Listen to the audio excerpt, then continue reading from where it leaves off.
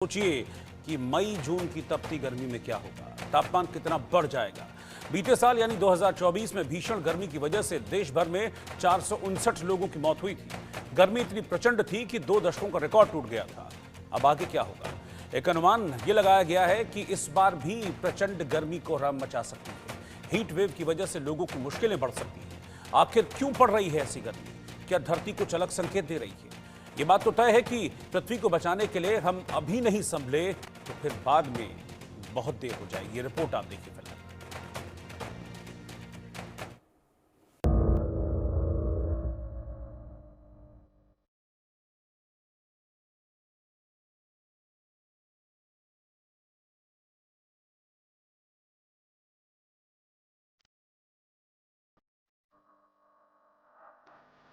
फरवरी में ये हाल, जून करेगा बदहाल।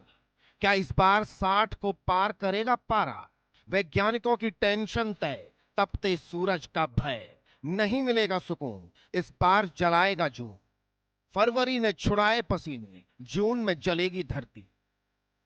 धरती तप रही है, जल रही है, आने वाले समय के लिए रेड सिग्नल दे रही है। फरवरी में जब यह हाल है तो जरा सोचिए जून में क्या होगा। देश के कई शहरों में फरवरी महीने में ही पारा 30 डिग्री के पार चला गया है। यूं समझ लीजिए कि अब आपको मनभावन कहे जाने वाली बसंत ऋतु का पता नहीं चलेगा। सूरज ऐसे तपेगा, ऐसी हीट वेव चलेगी कि हाल बदहाल हो जाएगा। इसका जीता जागता उदाहरण राजस्थान है। राजस्थान में अभी से लोगों को तपते सूरज का कहर झेलना पड़ रहा है। क्लाइमेट में तेजी से बदलाव हो रहा है। हाल ये है कि वसंत के दिन कम होते जा रहे हैं और फरवरी महीने से ही गर्मी का एहसास होने लगा है। कई शहरों में 24 घंटे में अधिकतम तापमान में 1 से 3 डिग्री सेल्सियस तक बढ़ोतरी दर्ज की गई है।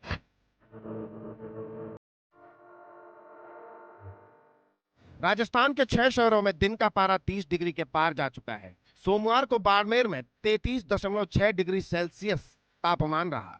डूंगरपुर में 32.7 डिग्री सेल्सियस तापमान दर्ज किया गया। चूरू में 30.6 डिग्री सेल्सियस, बीकानेर में 30.8, जोधपुर में 31.6, जैसलमेर में 31.8 तो जालौर में 32 डिग्री सेल्सियस तापमान दर्ज किया गया।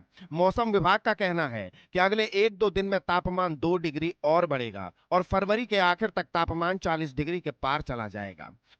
सुबह और शाम के समय अब हल्की सर्दी का एहसास हो रहा है, लेकिन दिन में बढ़ते तापमान से लोग अभी से हांफने लगे हैं। हम आपको ये रिपोर्ट क्यों दिखा रहे हैं? अब जरा आंकड़ों पर गौर कीजिए।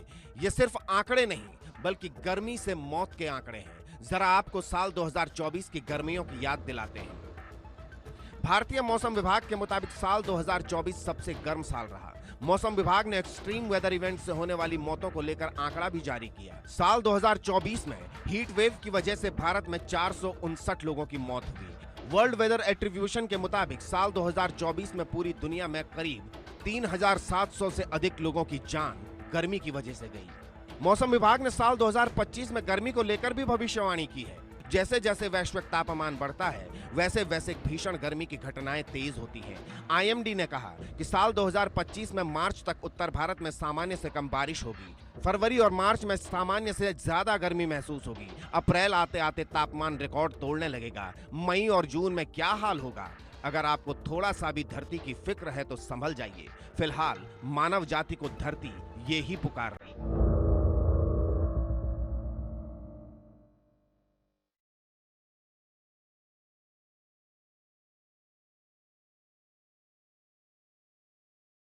Bureau report, India news.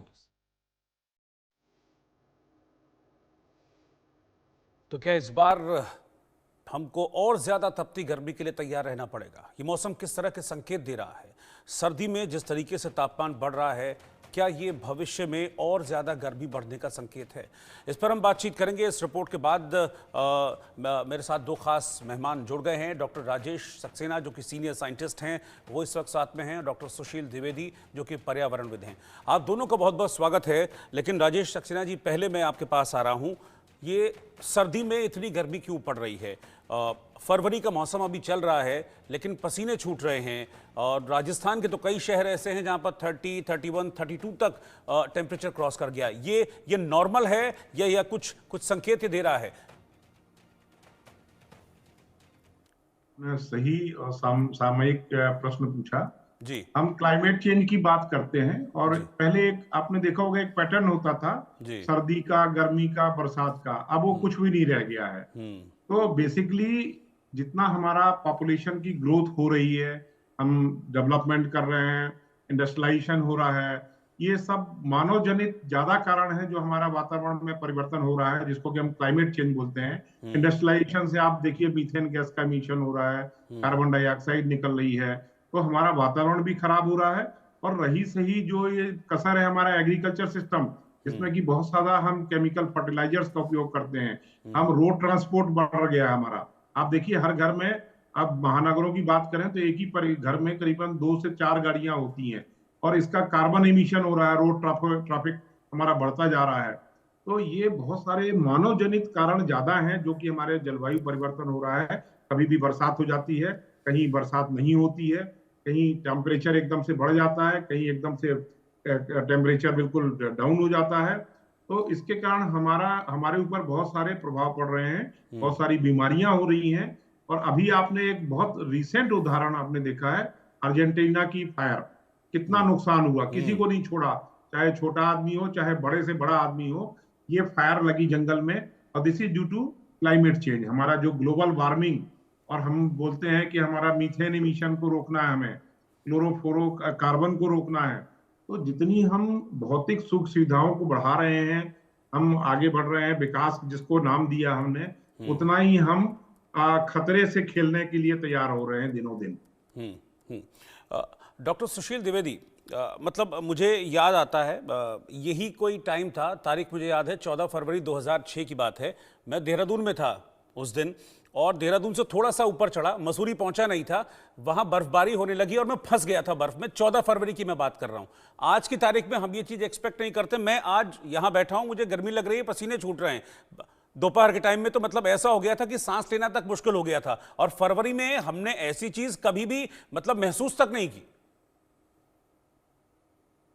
मैं उत्तराखंड से ही, चलिए आपकी बात शुरू कर दूं। और जलवायु परिवर्तन जो अभी आदरणीय सक्सेना साहब ने कहा, बिल्कुल जलवायु परिवर्तन इस दौर की सच्चाई है। और अगर हम उत्तराखंड की बात करें तो बारिश और बर्फबारी इस बार ना के बराबर हुई।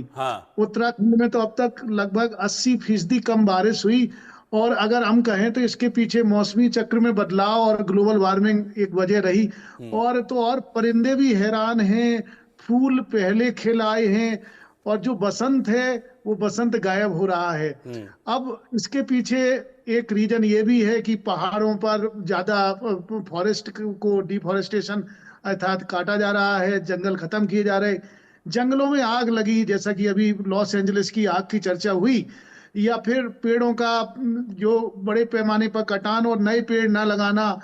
और पहाड़ों पर और मैदानी एरिया में, आप दिल्ली में या नोएडा में बैठे होंगे, तो वहां पर देखिए कितने सारे वाहन चल रहे हैं, और ये सब वाहनों से green house gas carbon dioxide के रूप में निकल रही है, इंडस्ट्रियल पॉल्यूशन हो रहा है उससे भी। और भी फैक्टर हैं जिनसे, कई एग्रीकल्चर भी एक फैक्टर, उससे मीथेन गैस भी निकल रही है।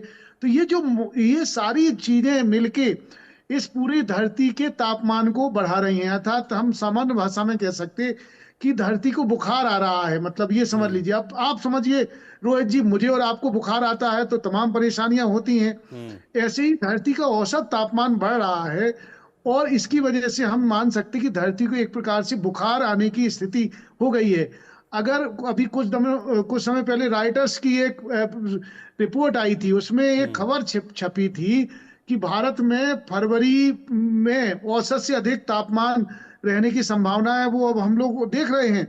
और सबसे बड़ी बात है कि मैं बुंदेलखंड से ताल्लुक रखता हूं मूल रूप से, और वहां पर गेहूं और रेपसीड और सरसों, इन सब की फसल को बहुत बड़े पैमाने पर उगाया जाता, दलहनी फसलों को उगाया जाता है। और अगर अधिकतम तापमान जो कि कहा गया है कि लगभग 5 डिग्री सेल्सियस से अधिक रहने की संभावना है, जो कि हम और आप लोग देख भी रहे हो सच्चाई को, तो सीधे सीधे भारत का अन्नदाता प्रभावित हो रहा है। सीधे सीधे मेरी आपकी थाली में भविष्य में भोजन आने की सुनिश्चितता खत्म हो रही है। और हमें और आपको अब सोचना पड़ेगा कि भाई हम कैसा विकास कर रहे हैं, कैसी धरती बनाना चाह रहे हैं?